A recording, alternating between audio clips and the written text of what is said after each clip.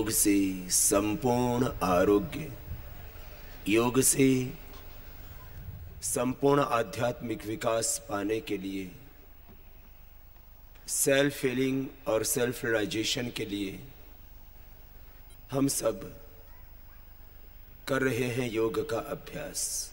प्राणायाम की जो 7 प्रक्रियाएं हैं, इनसे हमारे भीतर एक गहरा रूपांतरण घटित होता है। ये जो हम सांस भीतर गहरा भरते हैं,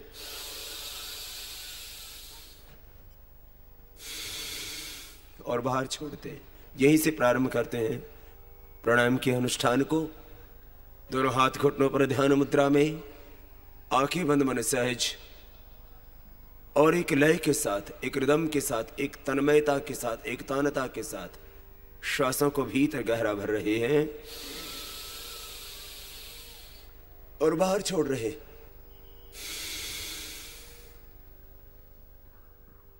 ये प्राण हमारे भीतर प्रविष्ट होकर के हमारे शरीर की एक एक कोशिका को जीवंतता देता है।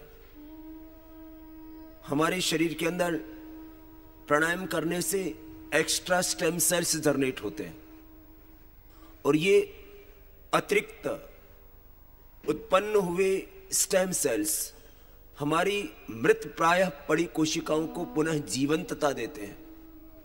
शरीर में आयु के साथ साथ जैसे जैसे डिजनरेशन होता जाता है, और उसी का कारण होता है कि हमें 10, 20, 30 वर्षों के बाद में डायबिटीज होने लगती है, फेफड़े कमजोर होने लगते हैं, अस्थमा होने लगता है, हमारी गला ग्रंथि, हमारा थायराइड ग्लैंड वीक होने लगता है, थायराइड की प्रॉब्लम हो जाती है, नाड़ियों के अंदर सिकुड़न होने लगता है।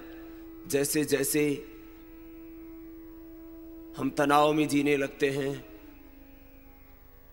हमारी सहन शक्ति कमजोर पड़ने लगती है, हमारी निश्चलता कम होने लगती है, निश्चिंतता कम होने लगती है, निष्कपटता कम होने लगती है। वैसे वैसे हमारी नाड़ी तंत्र में अवरोध पैदा होने लगते हैं। उसी के परिणाम स्वरूप हमें बीपी हो जाता है। श्वासों को भीतर गहरा भरते हुए हम ये जो प्राण का भीतर आधान कर रहे हैं,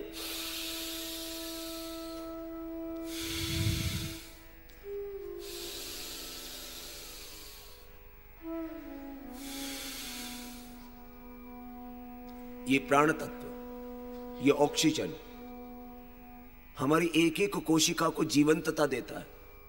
मैं कह रहा था, जहां शरीर में डिजनरेशन हो गया है, वहां हमारे स्टेम सेल्स जाकर के उनको रिजनरेट करेंगे। हम अतिरिक्त स्टेम सेल्स प्राणायाम से पैदा करते हैं, और जो हमारे सेल्स हैं बॉडी के, और उनसे बनने वाले हमारे टिश्यू, और उन टिश्यू से बनने वाले हमारे ऑर्गन्स, हमारे स्टेम सेल्स, टिश्यू और ऑर्गन, उन सबको हमें यदि एनर्जिक बनाना, उन सबको हमें हेल्दी बनाना है, तो हमें शरीर को ज्यादा ऑक्सीजन प्रोवाइड कराना पड़ेगा। और उसी ज्यादा ऑक्सीजन को शरीर तक पहुंचाने का काम करता है ये भस्त्रिका प्राणायाम।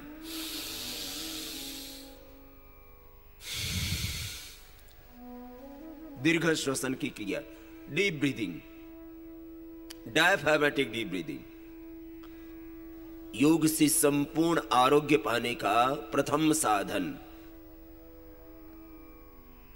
शरीर को ज्यादा ऑक्सीजन उपलब्ध कराना, और ये ऑक्सीजन हमारे एक एक सेल के अंदर एंटर होकर के वह एक नई एनर्जी को जनरेट करता है।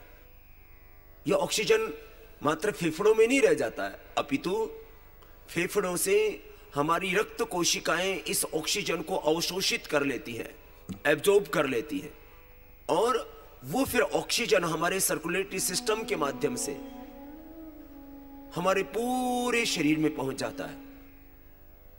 जहां जहां हमारे शरीर की कोशिकाएं कमजोर पड़ने लगती हैं, वहां वहां हमें एलर्जी की प्रॉब्लम हो जाती है। किसी को स्किन की एलर्जी, किसी को आंखों की एलर्जी, किसी को सांस की एलर्जी, छींके आना, स्नीजिंग होना, किसी को फेफड़ों में कमजोरी है तो वहां उनको थोड़ा ठंडा लगा कि उसको सर्दी लग गई, दमा बढ़ गया, थोड़ी ठंडी लगी, जोड़ों में दर्द हो गया, थोड़ा सा धुआं, थोड़ी सी धूल, थोड़ा सा प्रदूषण उसको अंदर तक हिला के रख देता है। हमने कोई खाने पीने की चीज खाई, लीवर कमजोर था, आंतें कमजोर थी, आमाशय कमजोर था, स्टमक, लीवर और इंटेस्टाइन की वीक होने से खाने पीने की चीजों से एलर्जी हो जाती है। एलर्जी आजकल इतनी ज्यादा बढ़ गई है, शायद ही कोई ऐसा व्यक्ति होगा जिसको एलर्जी ना हो। और एलर्जी का कोई मेडिकेशन नहीं है, कोई उसकी दवाई नहीं है। एलर्जी की दवाई बताते हैं हमारे डॉक्टर भाई कि जिस चीज से एलर्जी होती है उस चीज से बचो। अब मौसम से एलर्जी है, मैंने कहा हवा से भी एलर्जी है, खाने पीने की चीजों से एलर्जी है, पानी से ही एलर्जी है किसी किसी को, ठंड से एलर्जी, गर्मी से एलर्जी, वर्षांत से एलर्जी, किसी किसी को तो आम के ऊपर बोर आ रहा है उसी से एलर्जी हो जाती है।